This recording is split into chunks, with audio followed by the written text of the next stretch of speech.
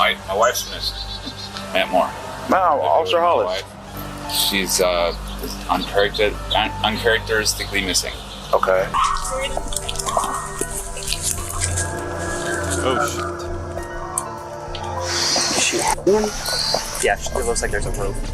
This is the story of 50-year-old Matthew Moore and his wife, Emily Noble, a case that would soon shake the quiet city of Westerville, Ohio, and leave investigators questioning whether tragedy had struck twice in the same family, or something far more sinister had happened on a calm afternoon. Police arrived at the home of Matthew Moore after he reported his wife missing. Body cam footage shows him greeting the officers at the door. Nervous but oddly composed, "My wife's missing," he says quickly. "She's uncharacteristically missing." Inside the house, Matthew points out that Emily's wallet, ID, and phone are still there. Her car sits untouched in the garage. He explains that she often goes for short walks to forage for wild edibles, something of a hobby for them both. He insists she's probably out on one of those walks. But what strikes police as strange is how calm he seems, and that he hasn't even gone to look for her himself.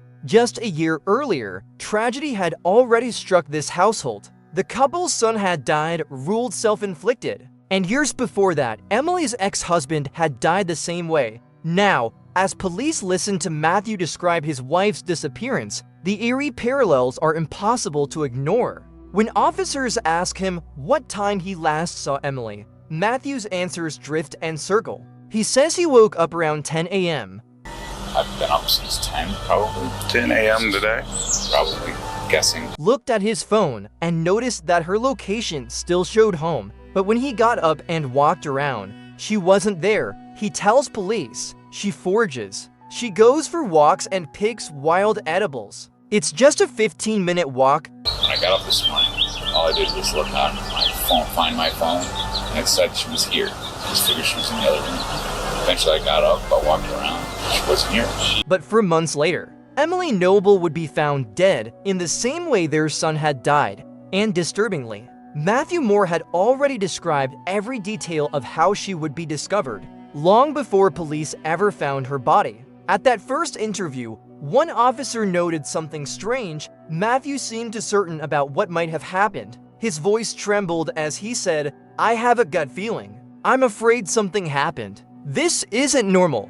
He compared her disappearance directly to his son's death, even though Emily had only been missing for a few hours inside the house. Police noticed her bed was made, her phone was left behind, and nothing seemed disturbed. Still, something about Matthew's demeanor felt off. A short while later, officers returned with what should have been good news. A neighbor had seen Emily in the garage between 9 and 10 a.m. that morning. But Matthew's reaction wasn't relief. Instead, he pointed to a power cable hanging near the wall. "This thing here doesn't belong here," he said. "It belongs right there." At first, it seemed meaningless. But later, investigators would remember that cable because Emily would eventually be found hanging by one strikingly similar. Days turned into weeks. Police had few leads. Matthew's interviews continued, but his story changed each time. He spoke about Emily in the past tense, made oddly specific assumptions about self-harm,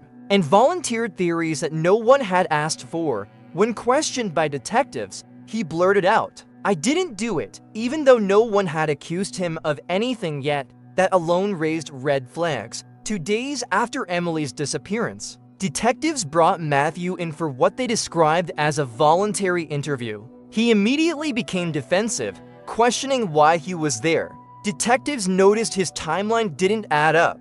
He said Emily was still at home around 8:45 a.m., pointing to a text she'd supposedly read, but that claim didn't match what neighbors said. When investigators reviewed the body cam footage from his house, they saw something else, a flashlight placed where that power cord had once been. Had Matthew been searching for Emily at night, or staging a scene? As the interview went on, Matthew began offering chillingly specific theories about what might have happened to his wife. He speculated she might have hurt herself, despite her having no mental health history, no medication, and no reason to vanish. He said, "If she did, you have found her. She would have gone down somewhere close and done it." The detectives pressed him harder. "We know you were the last person to see her." One detective said, "What happened to her, Matthew?"